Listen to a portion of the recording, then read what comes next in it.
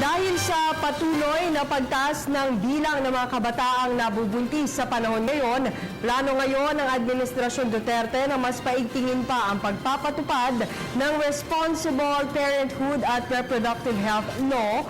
Ito'y para na rin matiyak ang magandang kinabukasan ng mga kabataan. Sila na Babilonia sa detalye. Investing on Teenage Girls, yan ang tema ngayong taon ng World Population Day na ginugunita kada ika-11 araw ng Hulyo. Sakto umano ang tema sa ating bansa kung saan patuloy ang paglaganap ng teenage pregnancy pati kaso ng HIV sa mga kabataan.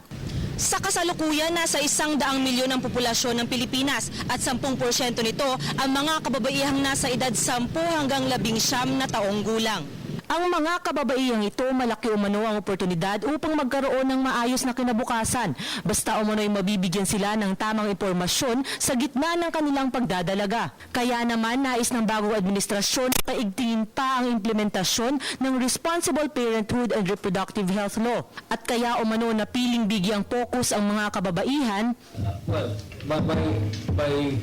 my understanding of it is that girls are the ones to suffer more than boys, because boys, they can continue their education. Nang maisabatas noong taong 2012, agad namang nagpataw ang Korte Suprema ng Temporary Restraining Order sa RPRH law matapos itong questionin ng iba't ibang grupo na nanggaling sa simbahan. Ayon kay Socio-Economic Planning Secretary Ernesto Pernia, No, in the first place, I don't see why the Supreme Court has to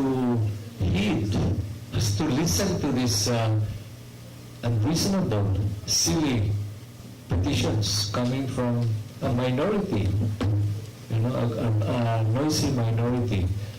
They should have been just thrown out right away.